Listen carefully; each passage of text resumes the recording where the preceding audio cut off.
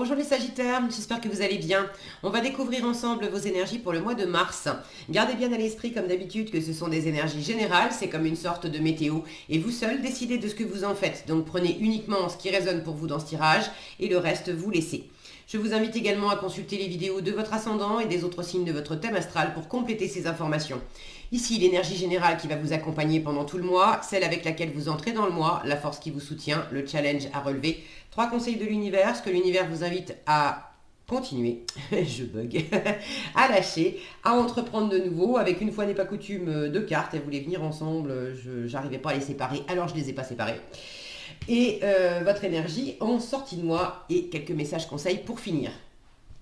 Les jeux que j'utilise ce mois-ci sont le Wheel of the Year Tarot et le Pagan Tarot, ainsi que le Tattoo Tarot pour l'énergie générale et l'Oracle des Anges. Vous retrouvez sous chaque vidéo en description tous les tarots et oracles qui sont régulièrement utilisés sur cette chaîne, ainsi que le lien pour les guidances personnalisées. Alors, on y va. C'est l'ermite qui vous accompagne pendant ce mois de mars. Un mois peut-être studieux. Avec l'ermite, on est en retrait, on fait la lumière, c'est très studieux, c'est très besogneux, on travaille, c'est une énergie lente aussi, on prend son temps pour éclaircir des choses, pour comprendre, pour tirer des leçons, pour travailler à fond sur quelque chose, avec le souci du détail. Donc, il y a quand même une énergie lente, une énergie peut-être de retrait, d'intériorité aussi. Bon, on va voir comment ça se décline. Alors, le 2 d'épée, le novice d'épée. Alors, le novice d'épée, dans ce tarot-là, c'est, que je vous dise pas de bêtises, le cavalier d'épée. J'ai confonds toujours dans ce tarot entre les, les valets et les cavaliers. Donc, 2 d'épée, cavalier d'épée. Le 7 d'épée et le diable. La lune et le pendu. Le valet de denier et le 2 de denier. Le chariot et le 9 d'épée. Alors les deux. Ah ben c'est sympa ça. Princesse de coupe et roi de coupe. Alors valet de coupe et roi de coupe. Ok. Et valet d'épée pour le coup. Ok. Et 10 de denier et 6 de bâton. Waouh, vous finissez en fanfare le mois, les Sagittaires. Une belle victoire, une belle réussite en fin de mois. Alors, j'ai pas mal de mental. Bon, pas mal, c'est pas non plus énorme, mais il y a beaucoup de réflexion, donc la présence de l'ermite ne m'étonne pas en fait. Il y a vraiment quelque chose qui va vous demander de vous pencher sur la question, d'analyser, d'éclaircir et de faire ça dans votre coin. Et vraiment, c'est votre meilleure force d'être malin, de faire attention à ne pas vous tromper, de poser de la stratégie, de réfléchir, mais de bien réfléchir. Il ne s'agit pas de mouliner comme un hamster dans sa roue, à vous faire fumer le cerveau, tout ça pour simplement vous prendre la tête. C'est pas ça. Et justement, vous pourriez être tenté de faire ça, donc c'est pas ça. Il s'agit de réfléchir, de mouliner un peu moins avec votre cerveau, mais un peu mieux. Alors, vous démarrez le mois avec le 2 d'épée et le cavalier d'épée. Pour certains, vous avez une décision à prendre. Est-ce que vous cherchez à convaincre l'entourage, à vous convaincre vous-même de la bonne décision à prendre? Ou est-ce que c'est quelqu'un de l'extérieur qui cherche absolument à vous convaincre et vous n'êtes pas d'accord avec cette personne? Alors ça ne veut pas dire que vous êtes complètement opposé à ce que vous propose cette personne, mais il y a au moins certaines modalités pour lesquelles ça ne vous va pas. Le cavalier d'épée, c'est une énergie très vive, très, très intelligente, beaucoup de discernement, très convaincue, très convaincante aussi. C'est le côté commercial, politicien. Alors, n'y voyez pas quelque chose de péjoratif là-dedans, mais c'est cette énergie qui sait manier les mots, qui sait manier les pensées, qui sait être très, très rapide aussi dans les explications, Dans le fait de vouloir faire avancer les choses aussi, avec le cavalier d'épée, on ne traîne pas. Donc là, j'ai quand même des énergies très vives. Le 2 d'épée, en revanche, parle d'une forme de confusion. Vous avez certainement envie aussi d'éclaircir une situation. C'est pas pour rien que l'ermite est là, et que votre meilleure force, c'est quand même d'étudier une situation de près pour pas vous tromper. Et peut-être aussi d'étudier une situation de près pour vous sortir éventuellement de quelque chose de malsain, si effectivement c'est le cas. Je vous rappelle que c'est un tirage général, ça ne peut pas s'exprimer de la même façon pour tout le monde. En force, vous avez le 7 d'épée et le diable. Alors, n'ayez pas peur de ces deux cartes, vous les avez en force. Maintenant, ces deux cartes, quand elles ne sont pas bien aspectées, elles peuvent parler de quelque chose de toxique, de quelque chose de malsain, on vous l'a fait à l'envers, on vous a trompé, on vous a trahi, il y a quelque chose à découvrir, et vous l'avez en force. Donc, l'idée, c'est pas de trahir vous-même, de tromper vous-même, d'être malhonnête. C'est pas ça. En revanche, d'apporter un vrai éclairage, de prendre le temps aussi, de ne pas lâcher l'affaire si effectivement vous sentez. Parce que votre intuition, ce qui est challengeant, c'est que, je vais vous parler des deux en même temps, ça sera plus logique. En challenge, vous avez la lune et le pendu. Et là, j'ai deux cartes qui parlent alors d'intuition pour la lune, et puis le pendu invite à regarder les choses sous un autre angle. Et là, on a quand même une personne qui a les yeux bandés. Donc en challenge, la lune étant aussi le monde des ombres, on ne sait pas exactement si on se fait des illusions ou pas. Ça m'indique qu'il y a quelque chose pour lequel vous n'avez pas de visibilité. Alors, est-ce qu'effectivement, vous n'avez pas de visibilité, ça vous fait réfléchir beaucoup et ça vous angoisse aussi un peu. La lune parle d'insécurité, de doute, d'angoisse. Est-ce que ça vous angoisse simplement parce que vous aimeriez vous projeter plus loin dans le futur et vous n'avez pas d'éléments tangibles pour pouvoir le faire, donc vous avez besoin de prendre ce temps de réflexion, de beaucoup bosser là-dessus, de beaucoup planifier, poser votre stratégie, mais de faire ça dans votre coin. Autre option, et c'est pas incompatible avec la première, vous n'avez pas de visibilité parce que dans la situation, il y a une ou plusieurs personnes qui justement mettent une espèce d'écran de fumée. Et c'est délibéré pour vous cacher quelque chose, Bon, et là, si c'est le cas, vous le sentez. Alors, c'est en challenge parce que c'est inconfortable. Vous avez pas de visibilité, vous sentez qu'il y a un truc pas net, ça vous insécurise, mais vous ne savez pas si c'est juste votre insécurité qui s'exprime ou si effectivement il y a bel et bien quelque chose de pas clean dans la situation. Donc en challenge, en force, pardon, il y a la réponse au challenge. Et c'est pour ça qu'on vous dit le diable, soit comme le diable, déjà, soit déterminé, ne lâche pas l'affaire, soit rusé, soit malin. Là, il y a deux cartes qui vous parlent d'être malin. Donc si effectivement, vous sentez qu'il y a un truc de pas net, faites les choses dans votre coin, soyez malin. Il ne s'agit pas d'être malhonnête, encore une fois, mais soyez rusé, soyez malin pour démasquer. S'il y a quelque chose à démasquer, vous saurez le faire. Là, j'ai de la victoire en résultat du mois. Ok ?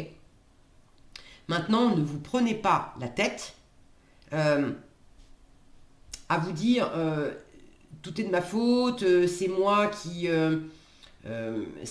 suis à l'origine de ça, c'est juste mes doutes, mes peurs, mes insécurités. Peut-être, peut-être pas. Le truc, c'est de ne pas forcer le trait ni dans un sens ni dans l'autre. Il ne faut pas sombrer dans la parano. Et il ne faut pas non plus sombrer dans le côté je me mets tout sur le dos et je suis responsable de tout. C'est juste moi qui comprends rien et qui me fait des nœuds dans la tête, mais tout est clean dans la situation. Il y a peut-être un peu des deux. Alors, rapportez ça à votre situation. Une fois encore, c'est un tirage général, ok? N'hésitez pas à me dire dans les commentaires comment ça résonne pour vous. Ça va pas pour tous les Sagittaires. Il ne s'agit pas, je ne veux pas vous inviter à la parano, c'est pas le but de la manœuvre. Le but, c'est de vous donner la météo. Et ceux qui sentent qu'il y a un truc qui est pas net, creusez. Si pour vous ça résonne pas, ce côté il y a quelque chose de pas clair, à ce moment-là, c'est d'être rusé, malin dans le sens stratégique, parce que vous avez quelque chose à préparer, parce que vous n'avez pas de visibilité à plus long terme pour l'avenir. Ça ne veut pas dire qu'il y a un coup fourré là-dedans, mais c'est challengeant pour vous de ne pas savoir où vous allez. Ok ? Dans les affaires, par exemple, c'est sûr que si vous voulez développer une entreprise ou un projet qui implique des ressources matérielles et que vous savez et que vous êtes, j'en sais rien moi, en intérim ou en CDD, le fait de ne pas savoir si financièrement, de ne pas avoir de visibilité financière au-delà de 2 ou 3 mois, si votre projet est un peu conséquent, c'est bien normal que ça soit anxiogène. Et là, il ne s'agit pas de vous faire des nœuds et de vous mettre martel en tête, ça c'est ce qu'on vous demande de lâcher. Le chariot avec le 9 d'épée, il peut y avoir un côté moral dans les chaussettes où au lieu de voir le verre à moitié plein, je le vois à moitié vide, je suis bloqué dans mes avancées, je me bloque moi-même parce que je suis trop dans ma tête. Je me fais du souci, je me fais des films d'horreur, je m'invente des tas de scénarios catastrophes où ça va pas marcher. Bon. Là, il peut y avoir une peur de la réussite. Je me lance pas parce que j'ai peur de réussir. Peur d'échouer. Ça peut sembler paradoxal, peur de réussir, mais quand on fait la lumière, des fois on s'aperçoit que il peut y avoir... Regardez cette femme qui est en train de travailler, d'écrire. Et puis à côté, on a comme deux fantômes. Des fois, on peut avoir une peur de réussir, une limite qu'on se met soi-même. Et c'est du transgénérationnel. C'est une espèce de loyauté familiale héritée, on n'en a pas conscience, on n'en a plus conscience.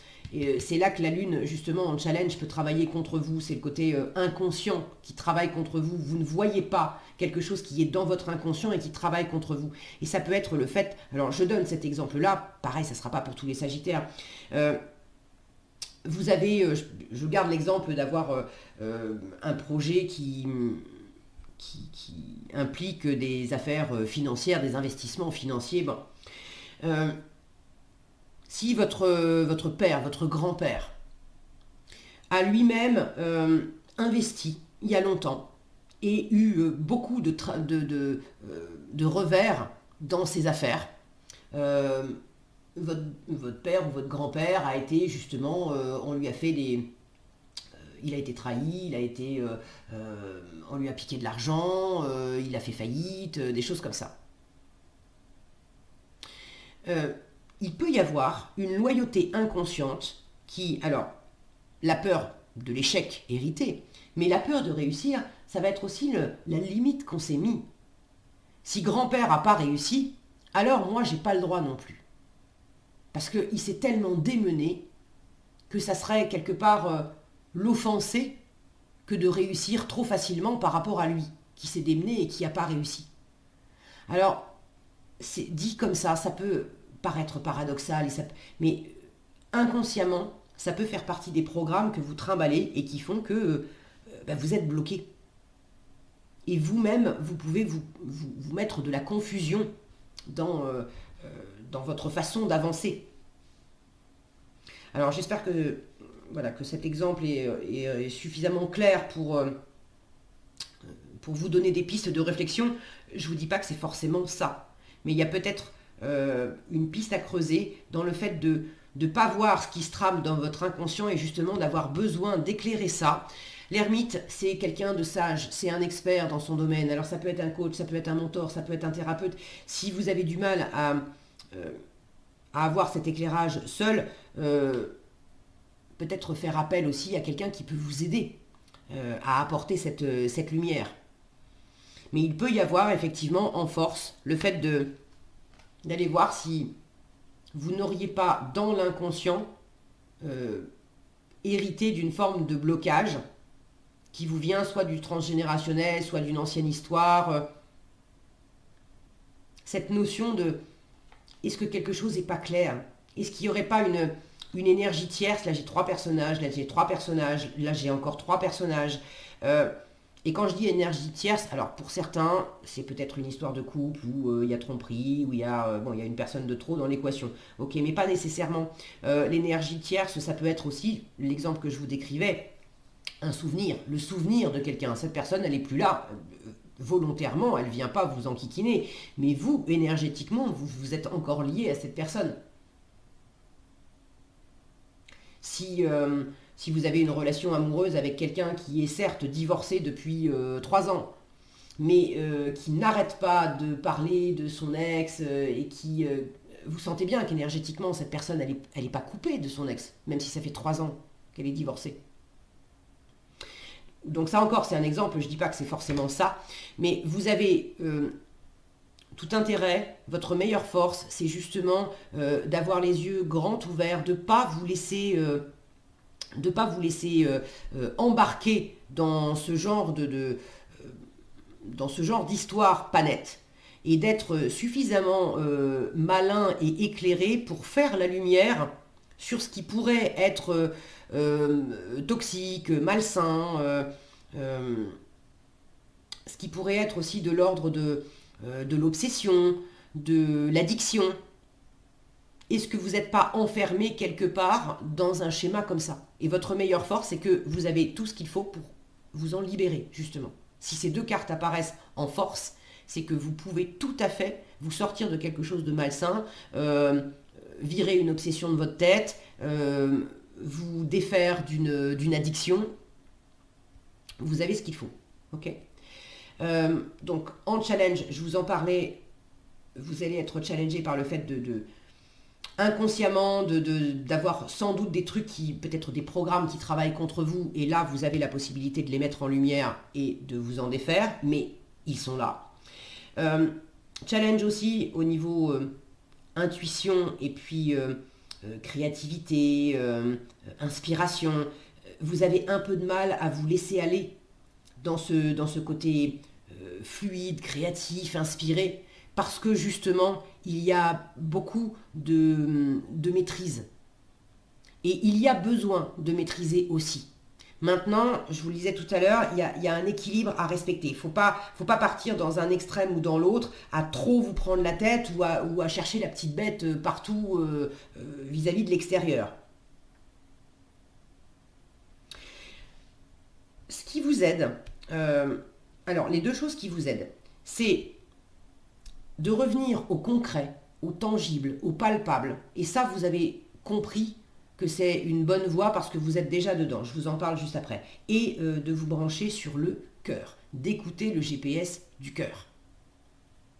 Ça, c'est ce que l'univers vous invite à entreprendre de nouveau, de descendre de votre tête et de revenir vous brancher au cœur. Il ne s'agit pas de vous débrancher complètement de votre tête, vous avez besoin de votre esprit, de réfléchir.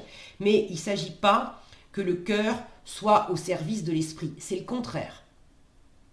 Le vrai maître, c'est le cœur. Et l'esprit, bien utilisé, est au service du cœur.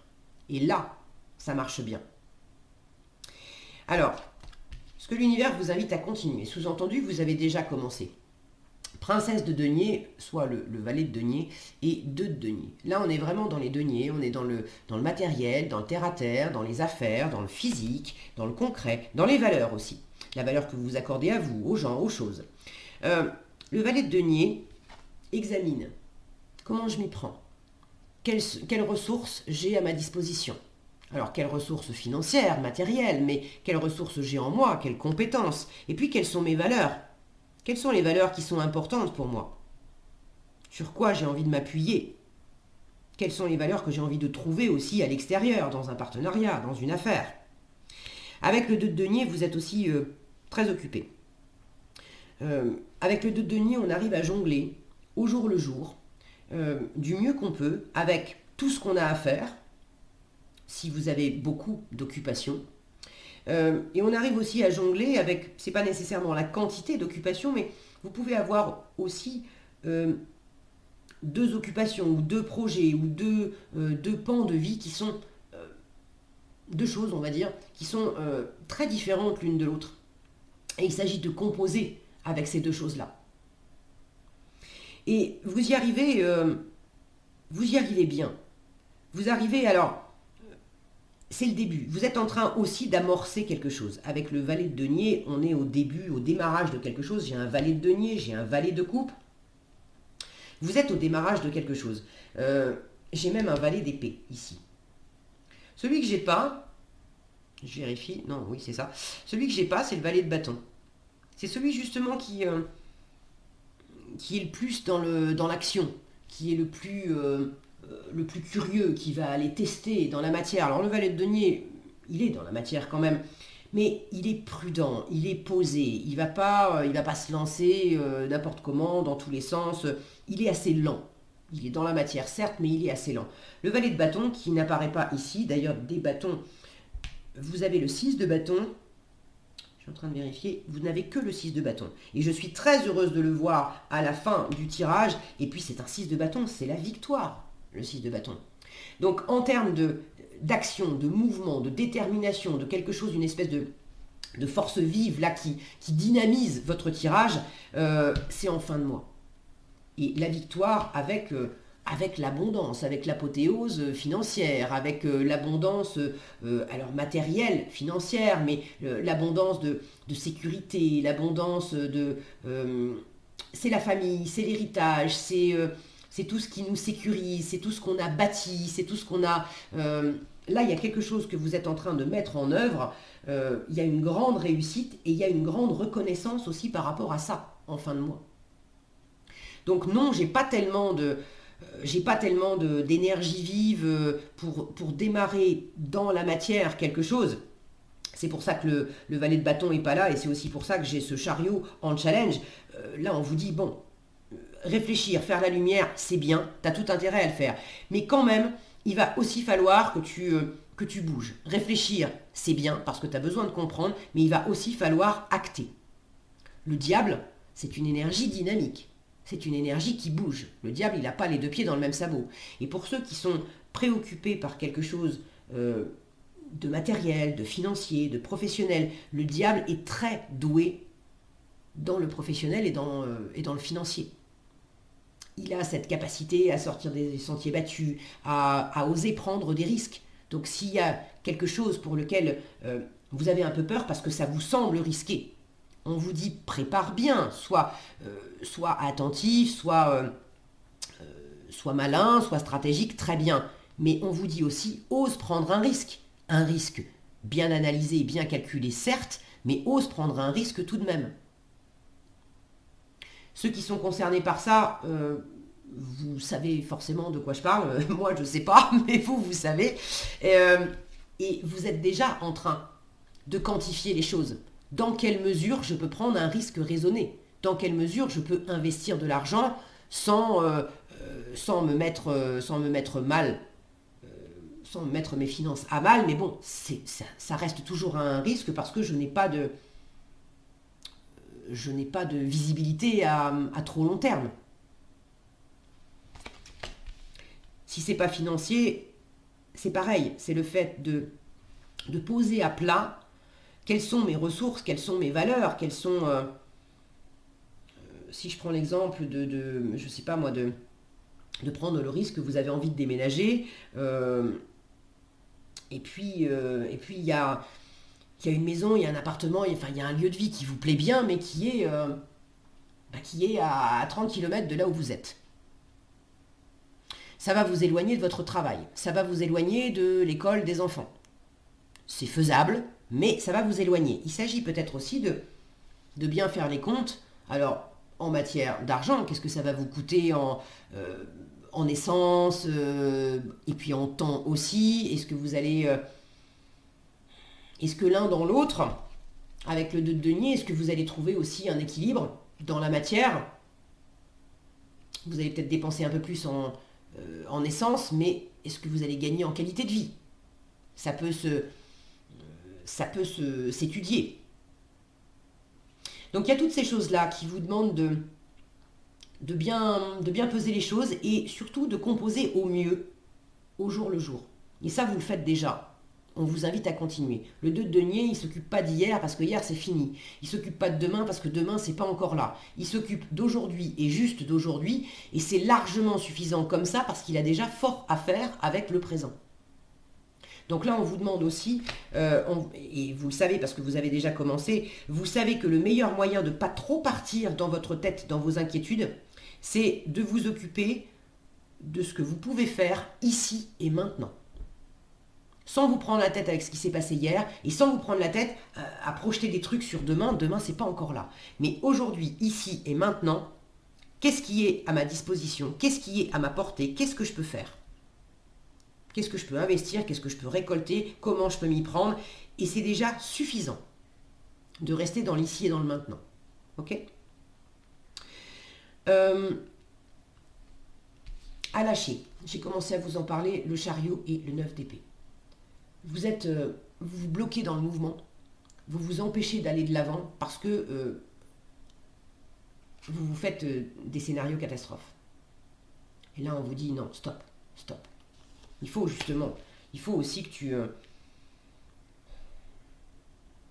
il faut que tu sortes de ce mental parce que il faut que tu comprennes que là, le côté malsain, ça peut être le fait d'éclaircir la situation et de comprendre que votre pire ennemi dans la situation, c'est pas l'autre, c'est vous.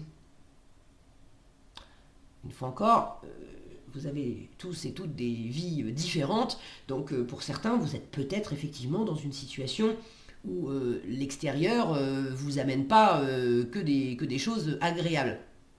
Mais soyez également dans l'introspection et il est possible que vous vous mettiez martel en tête vous-même à vous raconter des histoires et à être prisonnier. Le pendu en challenge m'indique que vous avez du mal à voir les choses autrement. Et vous êtes peut-être prisonnier d'un schéma de pensée et prisonnier de vos peurs. Et ça vous empêche d'être plus dynamique, de vous lancer, de bouger. Peur de ne pas y arriver. Pour certains, quand je vois cet homme-là qui tend un tournesol Là, j'ai princesse de coupe. Alors, c'est un valet, mais dans ce tarot-là, c'est princesse de coupe et roi de coupe. Ceux qui ont envie, justement, d'offrir quelque chose, qui sont très attirés, le diable peut me parler de passion. Pour certains, vous êtes peut-être amoureux, amoureuse, attiré par quelqu'un, vous avez envie d'offrir votre cœur, ou si c'est pas amoureux, ça peut être envie d'offrir vos services, vos compétences, parce que vous êtes très attiré, non pas par une personne, mais par un job, par un projet. Et ça passe de toute façon par un interlocuteur. Et là, vous vous empêchez d'offrir parce que vous avez peur qu'on vous dise non, vous avez peur que ça marche pas. Et regardez, le fait de mettre sa tête entre ses mains, on ne voit pas la réalité. Donc ce qui vous aide, et vous l'avez déjà compris, c'est de revenir ici, maintenant, dans le concret, dans le physique, dans le réel. Qu'est-ce que j'ai, qu'est-ce que j'ai pas? Qu'est-ce qui se passe, qu'est-ce qui se passe pas? Qu'est-ce qu'on m'a dit, qu'est-ce qu'on m'a pas dit? Et ça vous permet de faire redescendre, de faire dégonfler comme une baudruche cette espèce de montagne-là que vous avez fait grandir, mais c'est uniquement dans votre tête. Alors, ce que l'univers vous invite à entreprendre de nouveau. Valet de coupe, roi de coupe et le valet d'épée. Le valet d'épée, c'est l'étudiant du tarot. Alors, quand je vois ce valet d'épée là, qui est dressé vers ces deux personnages, j'ai déjà une sensation de libération, de s'aérer l'esprit, d'être beaucoup plus libre dans ses pensées. Et puis, beaucoup plus libre par rapport à ce qu'on sent, par rapport au cœur, par rapport au plaisir. De se laisser...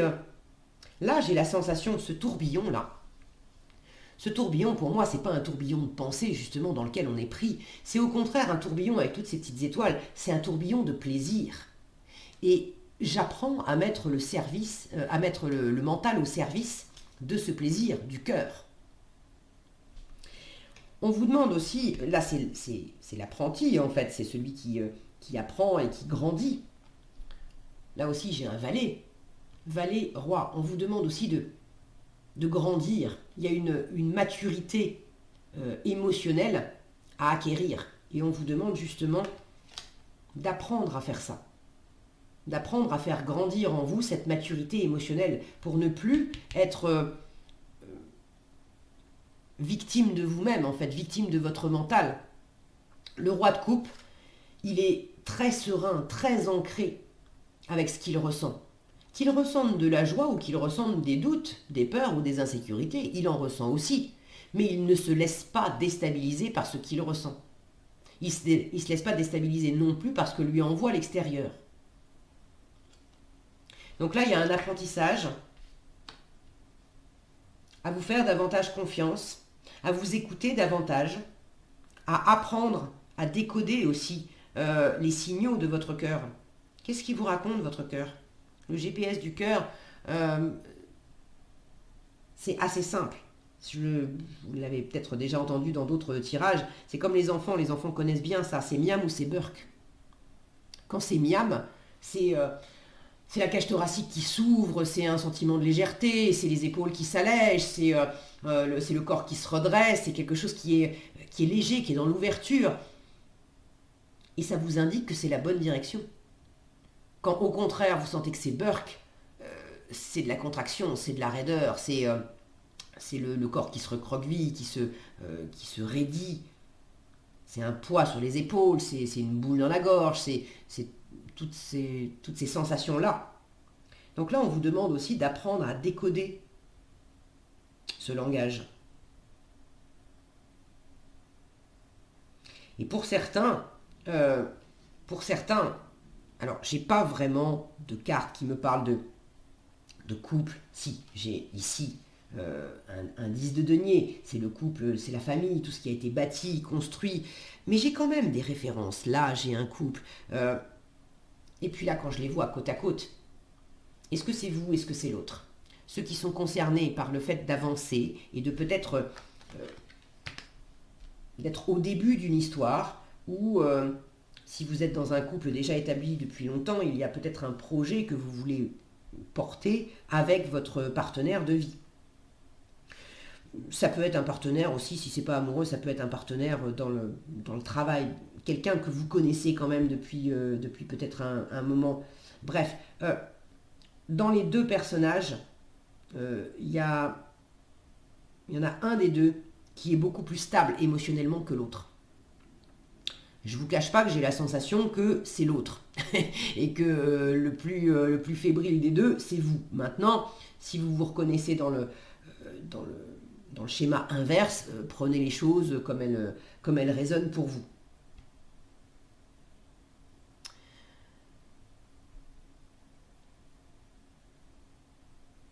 Là, il y a quelque chose, si c'est le cas, vous avez quelque chose, alors si c'est le cas, d'avoir face à vous quelqu'un qui est plus mature émotionnellement, plus posé, plus tranquille, vous avez des choses à apprendre aussi de cette personne. Là, on vous demande aussi, le valet d'épée communique, il a beaucoup d'idées, il parle beaucoup, il aime ça. On vous demande de mettre la méfiance de côté et d'exprimer les choses, mais d'exprimer avec votre cœur. De vous laisser aller davantage avec le cœur. En résultat, je vous le disais, un très joli final pour le mois de mars. 10 de denier, l'abondance, l'apothéose matérielle, on est bien entouré, on est en sécurité, on est au chaud, et puis 6 de bâton, c'est la victoire. On a pris le dessus sur ce qui était compliqué, on a aussi le soutien de l'entourage, on n'est pas tout seul, on est vraiment donc le côté je me retire parce que je sais pas si c'est sain, pas sain, si c'est fait pour moi, pas fait pour moi, si j'y vais pas, j'ai pas de visibilité, je sais pas trop. Visiblement, là, en fin de mois, non seulement on est ensemble, on fait ensemble, on a fait ensemble, on célèbre ensemble, on est très content de ce qu'on a réussi à passer comme cap, et puis on a envie d'aller de l'avant ensemble. Donc osez vous mettre en avant aussi avec le 6 de bâton. L'intériorité pour réfléchir, pour poser de la stratégie, très bien, mais là il y a vraiment un retour à l'extérieur et au être ensemble, au faire ensemble en fin de mois. Avec beaucoup de réussite. Si vous vous mettez en avant et si vous agissez justement poussé par le cœur, un pas à la fois, un jour à la fois, ça va bien se passer. C'est vraiment, c'est le jackpot, c'est la réussite complète. Ok. Donc, je ne sais pas ce que vous avez sur le feu, les Sagittaires, mais quoi que vous entrepreniez, si vous suivez les conseils d'être attentif, d'être bosseur, de peut-être oser prendre un risque, calculé certes, mais d'oser prendre un risque, c'est jackpot à l'arrivée. Ok. Waouh. Alors, j'ai des notions quand même de couple. Pour certains, c'est ça. C'est pas pour tous, évidemment, mais regardez ce que vous avez. Projet créatif et mariage. Alors, pour ceux à qui ça parle de couple, on vous dit le mariage est l'union de deux âmes liées dans l'amour, le respect mutuel et l'engagement. Il signifie un désir d'approfondissement au fil du temps. Le jour du mariage est le témoignage de votre croyance légitime dans le pouvoir de l'amour. Continuez d'insuffler la foi dans cette union, amis très chers. Alors, c'est pas nécessairement un mariage qui va être célébré. Pour certains, c'est le fait de... C'est peut-être quelque chose qui a été comme une espèce de consécration dans un mariage qui existe depuis déjà un moment. Et puis, c'est peut-être pas un mariage d'amour amoureux, ça peut être un partenariat. Mais il y a quelque chose là de profond, de serein, un engagement dans l'amour, le respect mutuel, le plaisir, un désir d'approfondissement au fil du temps. Et votre croyance légitime dans le pouvoir de l'amour, c'est ça aussi, hein, le pouvoir de l'amour. Apprendre du pouvoir de l'amour. Et projet créatif, on vous dit votre âme a envie de s'exprimer de manière créative. C'est la lune, elle est un peu challengée, mais elle est là. Nous vous inspirons pour apporter l'art et le talent dans votre vie. L'expression artistique vous met en joie, la passion renaît et vous avez l'impression de revivre. C'est ça aussi, hein, cet élan. On vous invite à écouter cette passion, cet élan. Regardez, on retrouve cette tornade ici. Là. Et là. Donc on vous invite à écouter cet élan créatif. Regardez ce qu'on a au-dessus. La lune aussi. Alors non, vous ne savez pas ce que ça va donner, mais à partir du moment où vous faites les choses avec le cœur, osez prendre ce risque aussi, et vous avez la victoire qui vous attend.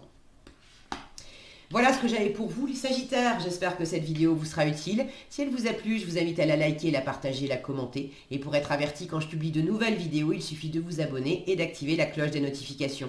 Prenez bien soin de vous, passez un excellent mois de mars et je vous dis à bientôt dans un prochain tirage.